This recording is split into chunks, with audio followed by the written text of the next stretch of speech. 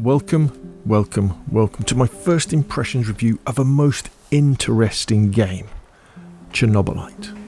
The kind folks at Farm 51, the developers behind this game, sent me a code to try it out on my Xbox Series S, and I have to say, I have been seriously impressed so far. What is Chernobylite? Well, it's a first-person adventure game with RPG elements, set in a world where the Chernobyl nuclear power plant explosion produced more than a radiation cloud. A new element also appeared, Chernobylite, along with strange occurrences and apparitions that perhaps are coming from a different dimension. The story takes place 30 years after the original Chernobyl disaster, and you play as Igor, a scientist whose fiancée, Tatiana, she went missing just before the explosion, and you've returned to the exclusion zone to search for clues about her disappearance. However, that description doesn't do justice to what Chernobylite is really like to play, and all the different gameplay elements this game includes, and most importantly, how this game feels. You see, Chernobylite has an absolutely amazing atmosphere, and this could be the game's strongest point. The closest way that I can describe the atmosphere in Chernobylite is an Eastern European Resident Evil. You know that feeling you get when you're creeping around exploring in, say, the Resident Evil 2 remake, or the newer games like Resident Evil 7? When you're not quite sure about what might be around the next corner, but you do know that whatever it is will be bad. Well, take that feeling, add a little bit of the all gillied up level from Call of Duty Modern Warfare, and place it in an incredibly detailed, sometimes almost photorealistic rendering of the radiation field exclusion zone around the Chernobyl power plant, and that's pretty close to the atmosphere in Chernobylite.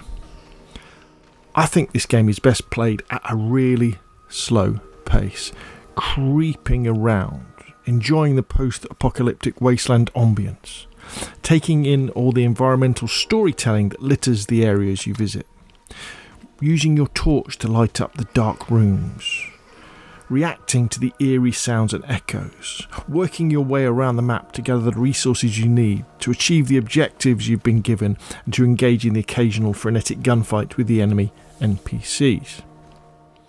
But let me take a few steps back and try and explain some of the gameplay loop in Chernobylite 2. You're based in this old abandoned warehouse, and you're there with any companions that you've managed to recruit along the way. This warehouse can be and needs to be upgraded with quality of life items such as beds and TVs to make life better for your companions, and with workshop equipment to craft weapons and ammo, and other items to grow herbs for healing and give you better equipment to take back into the exclusion zone on these missions. Every in-game day you can choose to go on certain missions to different parts of the exclusion zone that you revisit in the game. They might be to pick up a supply drop, kill an enemy, meet a hopefully friendly NPC, gather evidence, and all at the same time you're meant to be gathering resources to keep your base going and to upgrade it. And a really cool thing is you can also send your companions on missions too, and they will come back with resources. All throughout this process you'll be making decisions which will ultimately affect the gameplay. But another interesting gameplay element that the game throws in is that if you die, during the respawn process you can revisit the decisions you have previously made and change them if you want to. And for some of these decisions you need to have certain resources, so you have to have those things. And this allows you to, in effect, create an alternative timeline of events.